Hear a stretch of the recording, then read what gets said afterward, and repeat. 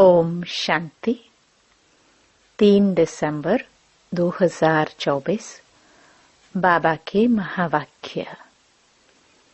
मीठे बच्चे, याद की यात्रा में अलबेले मत बनो। याद से ही आत्मा पावन बनेगी। बाप आए हैं सभी आत्माओं की सेवा कर उन्हें शुद्ध बनाने। प्रश्न: कौन सी स्मृति बनी रहे तो खान पान शुद्ध हो जाएगा?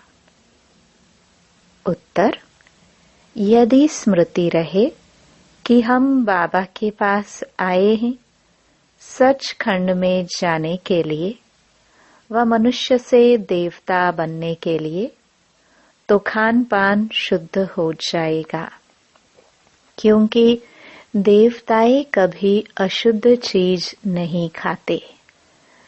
जब हम सत्य बाबा के पास आए हैं सचखंड पावन दुनिया का मालिक बनने, तो पतित अशुद्ध बन नहीं सकते। ओम शांति। रूहानी बाप रूहानी बच्चों से पूछते हैं, बच्चे, तुम जब यहाँ बैठते हो तो किसको याद करते हो? अपने बेहद के बाप को। वह कहाँ है? उनको पुकारा जाता है ना, हे पतित पावन।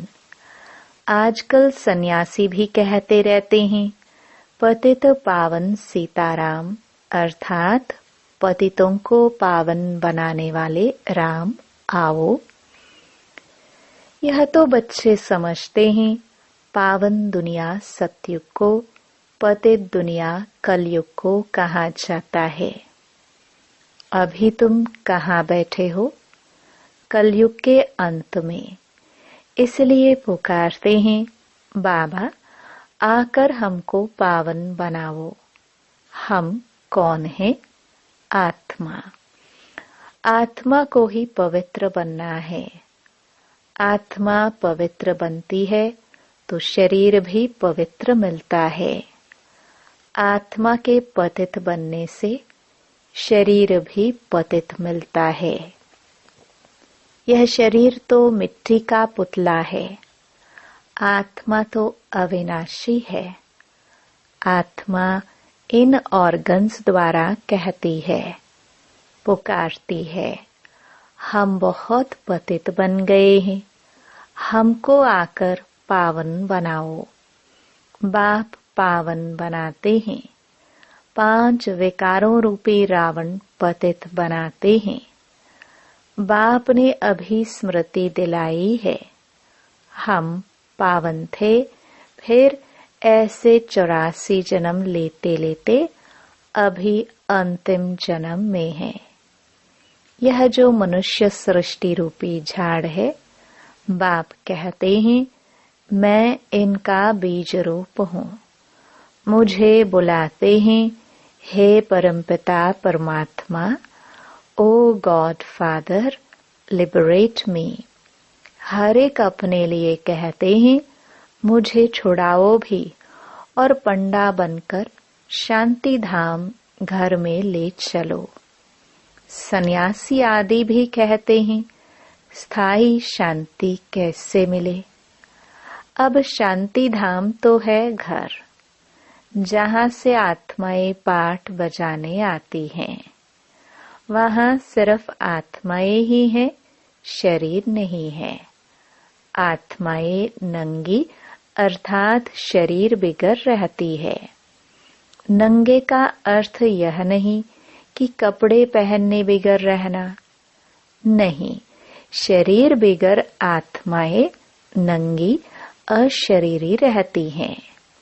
बाप कहते हैं, बच्चे, तुम आत्माएं वहाँ मूल वतन में बिगर शरीर रहती हो।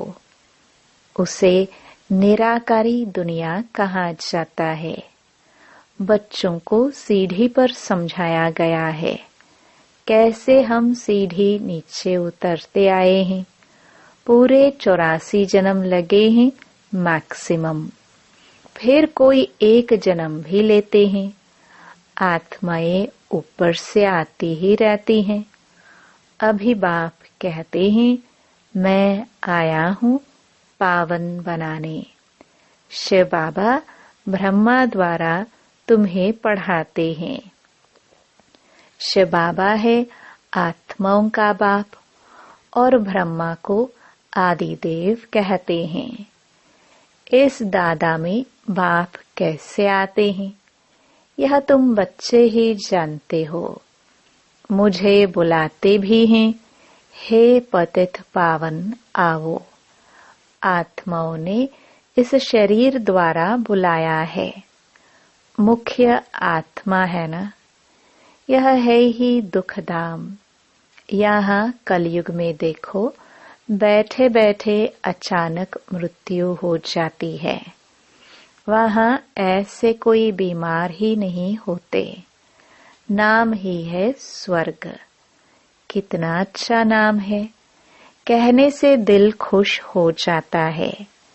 क्रिश्चियन भी कहते हैं, क्राइस्ट से 3000 वर्ष पहले पैराडाइज था।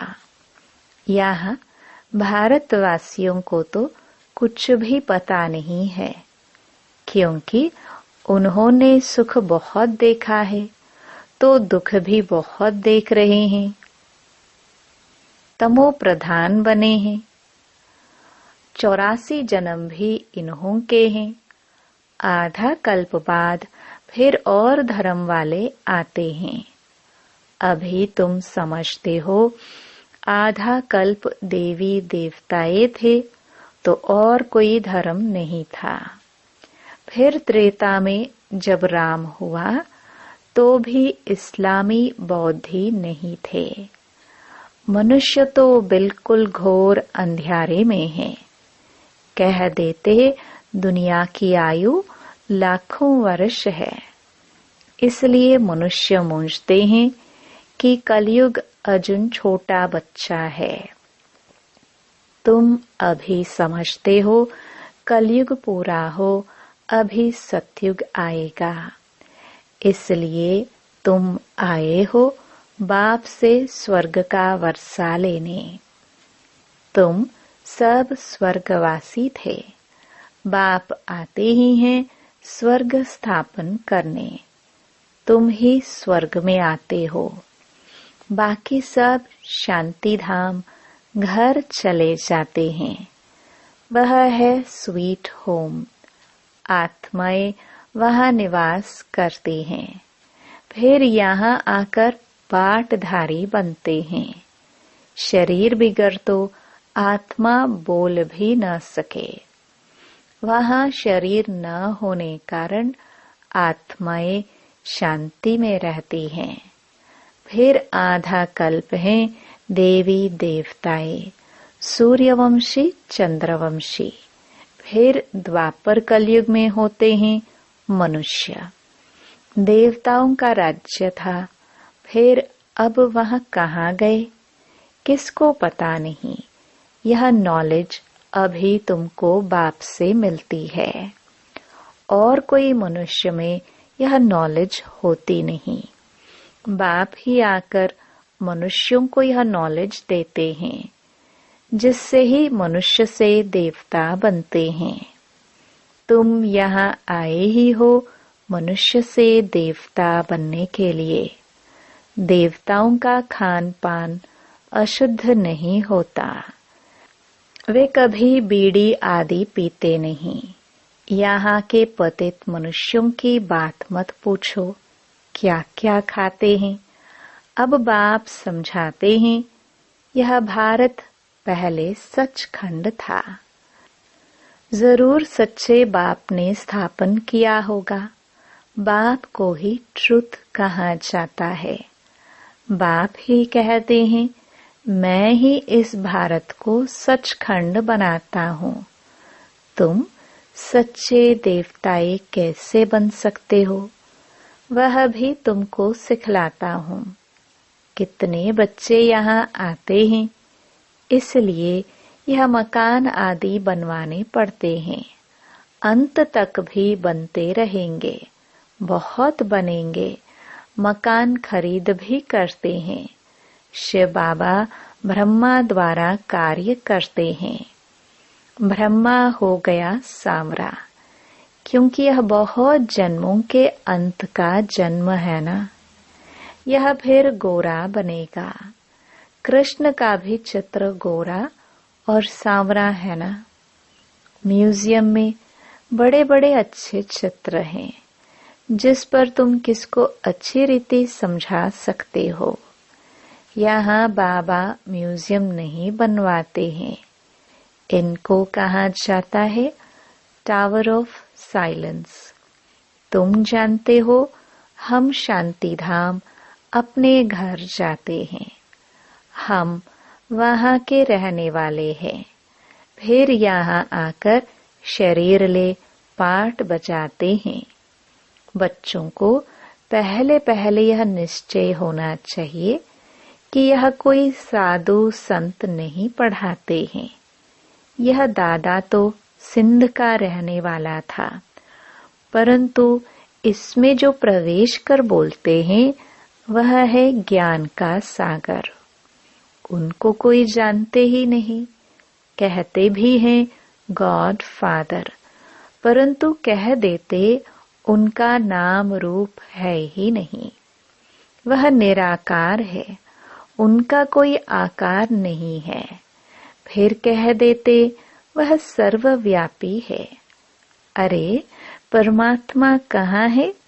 कहेंगे वह सर्वव्यापी है, सबके अंदर है। अरे हर एक के अंदर आत्मा बैठी है, सब भाई भाई है ना। फिर घट घट में परमात्मा कहाँ से आया? ऐसे नहीं कहेंगे। परमात्मा भी है और आत्मा भी है। परमात्मा बाप को बुलाते हैं, बाबा आकर हम पतितों को पावन बनाओ। मुझे तुम बुलाते हो यह धंधा, यह सेवा करने लिए। हम सभी को आकर शुद्ध बनाओ। पतित दुनिया में हमको निमंत्रण देते हो, कहते हो बाबा हम पतित हैं। बाप तो पावन दुनिया देखते ही नहीं। पतित दुनिया में ही तुम्हारी सेवा करने के लिए आए हैं। अब यह रावण राज्य विनाश हो जाएगा। बाकी तुम जो राजयोग सीखते हो वह जाकर राजाओं का राजा बनते हो। तुमको अनगिनत बार पढ़ाया है, फिर 5000 वर्ष बाद तुमको ही पढ़ाएंगे। सतयुग त्रेता की राजधानी अब स्थापन हो रही है। पहले है ब्राह्मण कुल, प्रजापिता ब्रह्मा गाया जाता है ना, जिसको एडम आदिदेव कहते हैं। यह कोई को पता नहीं है। बहुत हैं जो यहाँ आकर सुनकर फिर माया के वश हो जाते हैं। पुण्य आत्मा बनते बनते पाप आत्मा बन पड़ते हैं। माया बड़ी जबरदस्त है, सबको पापात्मा बना देती है। यहाँ कोई भी पवित्र आत्मा पुण्य आत्मा है नहीं। पवित्र आत्माएं देवी देवता ही थे। जब सभी पतित बन जाते हैं तब बाप को बुलाते हैं। अभी यह है रावण राज्य, पतित दुनिया। इनको कहा जाता है कांटों का जंगल। सतयुग को कहा जाता है garden of flowers. Mughal garden में कितने फर्स्ट क्लास अच्छे अच्छे फूल होते हैं। अक के भी फूल मिलेंगे, परंतु इसका अर्थ कोई भी समझते नहीं है। शिव के ऊपर अक क्यों चढ़ाते हैं, यह भी बाप बैठ समझाते हैं।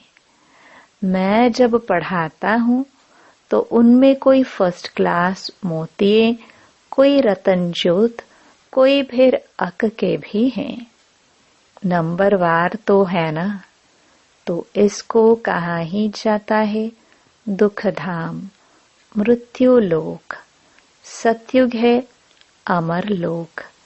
यह बातें कोई शास्त्रों में नहीं है। शास्त्र तो इस दादा ने पढ़े हैं। बाप तो शास्त्र नहीं पढ़ाएंगे। बाप तो खुद सद्गति दाता है, करके गीता को रेफर करते हैं। सर्वशास्त्रमयी शिरोमणि गीता भगवान ने गाई है, परंतु भगवान किसको कहा जाता है यह भारतवासियों को पता नहीं। बाप कहते हैं मैं निष्काम सेवा करता हूँ, तुमको विश्व का मालिक बनाता हूँ। मैं नहीं बनता हूँ। स्वर्ग में तुम मुझे याद नहीं करते हो। दुख में सिमरन सब करे, सुख में करे न कोई। इनको दुख और सुख का खेल कहा जाता है। स्वर्ग में और कोई दूसरा धर्म होता ही नहीं। वह सभी आते ही हैं बाद में। तुम जानते हो अभी इस पुरानी दुनिया का विनाश हो जाएगा। नेचुरल कैलामिटीज तूफान आएंगे जोर से, सब खत्म हो जाएंगे। तो बाप अभी आकर बेसमझदार से समझदार बनाते हैं। बाप ने कितना धन माल दिया था, सब कहाँ गया? अभी कितने इंसॉल्वेंट बन गए हैं। भारत जो सोने की चिड़िया था, वह अब क्या बन पड़ा है? अब फिर पतित पावन बाप आए हुए हैं, राजयोग सिखला रहे हैं। वह है हठ योग, यह है राजयोग। यह राजयोग दोनों के लिए है। वह हठ योग सिर्फ पुरुष ही सीखते हैं। अब बाप कहते हैं पुरुषार्थ करो, विश्व का मालिक बनकर दिखाओ।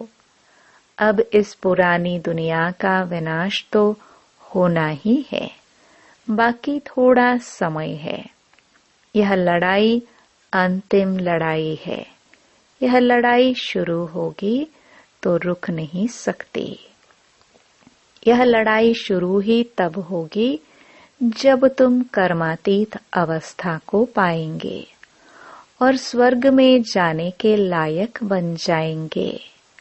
बाप फिर भी कहते हैं याद की यात्रा में अलबेले नहीं बनो, इसमें ही माया विघ्न डालती है।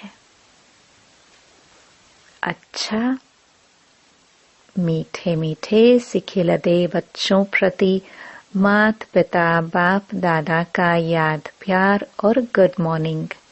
रूहानी बाप की रूहानी बच्चों को नमस्ते। धारणा के लिए मुख्य सार। पहला, बाप द्वारा अच्छी रीति पढ़कर फर्स्ट क्लास फूल बनना है। कांटों के इस जंगल को फूलों का बगीचा बनाने में बाप को पूरी मदद करनी है। दूसरा, कर्मातीत अवस्था को प्राप्त करने व स्वर्ग में ऊंच पद का अधिकार प्राप्त करने के लिए याद की यात्रा में तत्पर रहना है, अलबेला नहीं बनना है। वरदान, अपने मस्तक पर सदा बाप की दुआओं का हाथ अनुभव करने वाले मास्टर विघ्न विनाशक भव। गणेश को विघ्न विनाशक कहते हैं। विघ्न विनाशक वही बनते जिनमें सर्व शक्तियां हैं। सर्व शक्तियों को समय प्रमाण कार्य में लगाओ तो विघ्न ठहर नहीं सकते। कितने भी रूप से माया आए, लेकिन आप नॉलेजफुल बनो।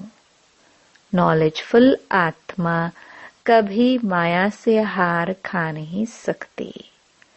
जब मस्तक पर बाप दादा की दुआओं का हाथ है तो विजय का तिलक लगा हुआ है। परमात्म हाथ और साथ विघ्न विनाशक बना देता है। स्लोगन: स्वयं में गुणों को धारण कर दूसरों को गुणदान करने वाले ही गुणमूर्त हैं। ओम शांति।